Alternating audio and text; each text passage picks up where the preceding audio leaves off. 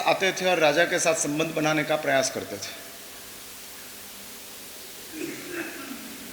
सन्यासी भी उस क्रम में था और सन्यासी हर रोज फल देता था और वो फल 1 दिन लिया, 2 दिन लिया, 3 दिन लिया, 7 दिन लिया। फिर राजा को भी परेशानी होने लगी, ये क्यों हर रोज आता है और हर रोज एक ही फल देता है और कुछ देता नहीं है।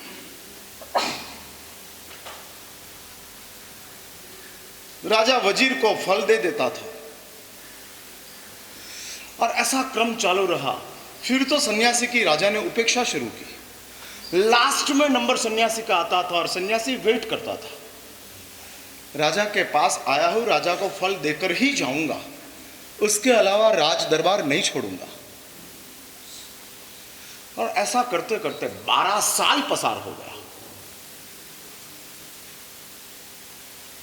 वही क्रम। कभी कभी राजा चिल्लाता था कि बाबा जी ये क्या लेके आते हो हर रोज, ऐसे फल का मुझे अकाल थोड़ी है, मेरे पास ऐसे लाखों फल आते हैं।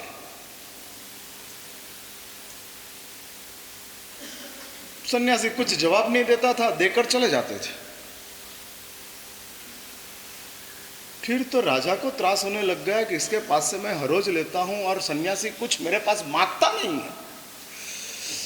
जितने लोग बख्शिश देते थे वो सब बाद में कुछ न कुछ मांगते थे। वेस्टेड इंटरेस्ट के साथ संबंध बनाने का प्रयास चलता था, लेकिन ये कुछ मांग नहीं रहा है। मैं बार बार पूछता हूं कि आप हर रोज जंगल से आते हो, 10 किलोमीटर चलकर आते हो, 10 किलोमीटर वापस लौटते हो, आपको कुछ चाहिए मेरे पास से, क्यों हर रोज आते हो? और मौन सन्यासी जवाब दे देते थे, सिर हिला देता था, कुछ नहीं चाहिए।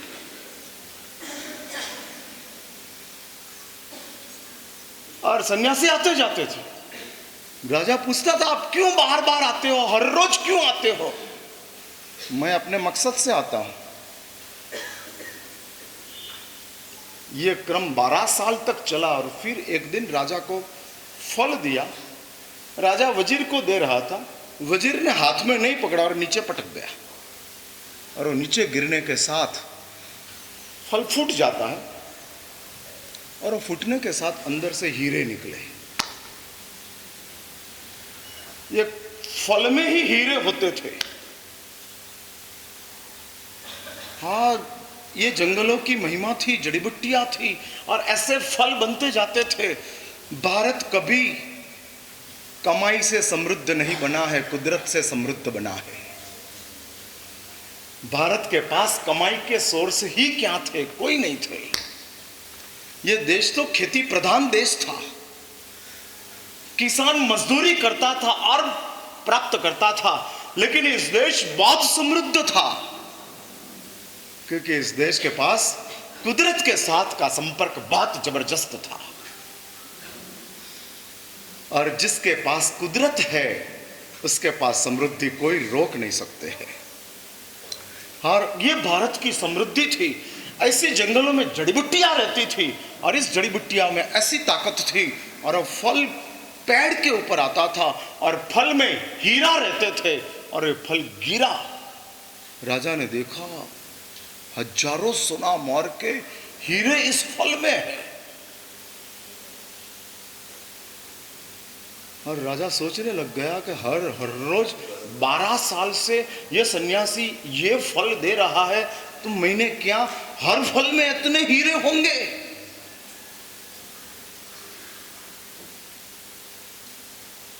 राजा सन्यासी के सामने देख रहा है, सन्यासी राजा के सामने देख रहा है।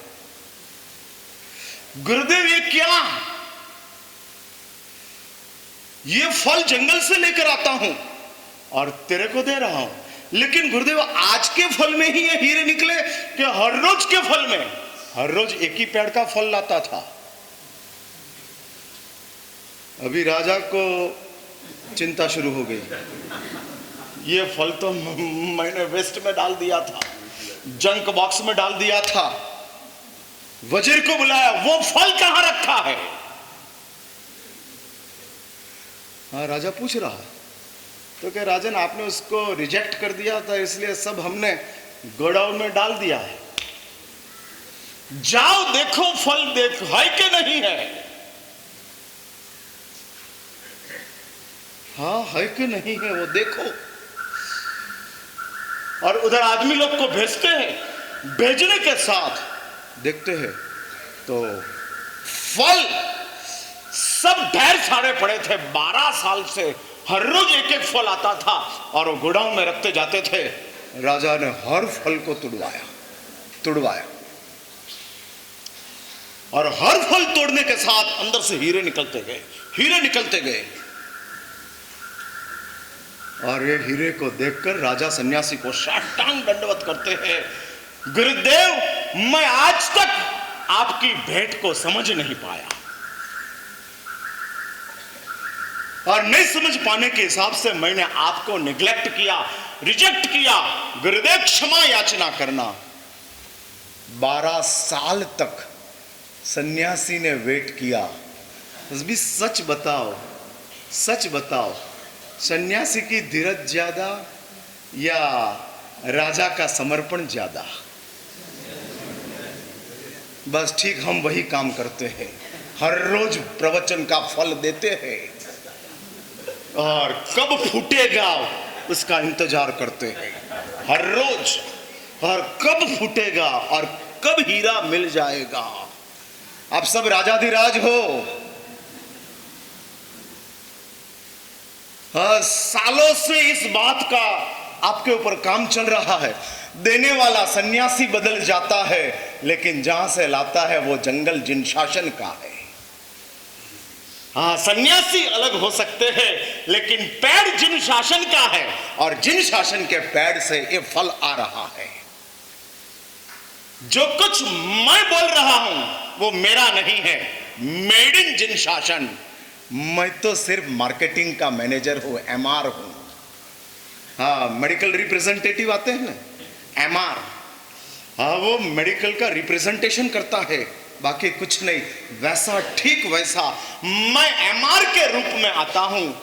माल परमात्मा का है और ये प्रभु का माल उन मानवों को देना है। परमात्मा कहते हैं कि जिसके पास आसन्न भव्यत्व है, शास्त्र में बताया है। भवि भी 2 प्रकार के रहते हैं। जिन शासन का ये पारिभाषिक शब्द है, उसकी डेफिनेशन आपको पता है ना?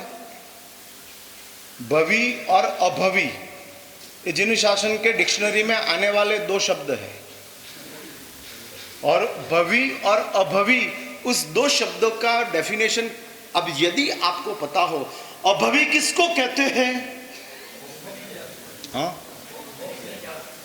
जो मोक्ष में जाते ही नहीं है। हाँ, उनका स्ट्रक्चर ही ऐसा है कि वो कभी चेंज नहीं होगा। देयर इज नो चांस, कोई चांस नहीं है बदलने का, कोई चांस नहीं है। और ऐसी कंडीशन में वो अपना जीवन पसार कर देंगे, अनंत काल भटकते रहेंगे, संसार में ही रहेंगे और उसमें ही अपना जीवन समाप्त कर देंगे। ऐसे एक अभवी की क्वांटिटी इस संसार में है। हाँ, इस संसार में है। वो इंसान भी बनते हैं, वो साधु भी बनते हैं, वो चरित्र जीवन का स्वीकार भी करते हैं, सब कुछ करते हैं, लेकिन चेंज कुछ नहीं आते हैं, ठीक वैसे रहते हैं। उसकी बात छोड़ो, इधर बैठने वाले में एक भी आत्मा अभवी नहीं है, ऐसा मैं कह सकता हूं। एक भी, नॉट ए सिंगल, एक भी आत्मा। अभवी की मानसिकता बहुत अलग टाइप की होती है, अलग टाइप की, जिस मानसिकता इधर बैठने वाले में एक की भी नहीं है। हाँ, ये अपने लिए बहुत बड़ी अपॉर्चुनिटी है, बहुत बड़ा प्लस पॉइंट है। इस दुनिया में अभवी को भवी बनाने की ताकत किसी की नहीं है। तीर्थंकर देवों की भी ताकत नहीं है कि जो अभवी को भवी बना सके। हाँ, किसी की नहीं है। कुछ भी कर लो, कुछ नहीं होगा। और इसी प्रकार से शास्त्र में बताते हैं कि दूसरे एक भवी आत्मा है। भवी मीन्स कभी न कभी जिसका मोक्ष होगा। निश्चित रूप से जिसकी मोक्ष की प्राप्ति हो जाएगी। और इस सब में हमारा नंबर है।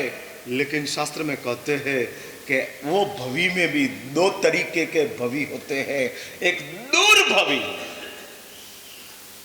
बहुत समय तक इस संसार में भटकने का है, सतत भटकते रहो और इस संसार का परिभ्रमण करते रहो करते रहो। संसार का भ्रमण मीन्स बहुत गंभीर बात है। बहुत गंभीर बात है। और इस संसार का परिभ्रमण सतत चालू रहेगा, सतत चालू रहेगा। बहुत समय तक भटकते रहो, बहुत समय तक। बाद में उसका नंबर लगेगा और बाद में वो बार आएगा और बाद में वो मोक्ष की ओर आगे बढ़ सकेगा। जिसमें भी यदि अपना नंबर हो तो अपने लिए वो बात बेचैनी है।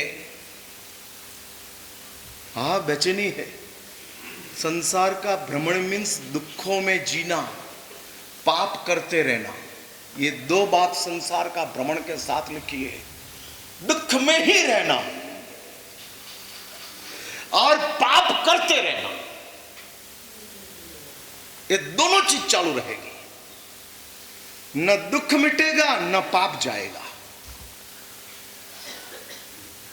और सतत करते रहो, सतत करते रहो।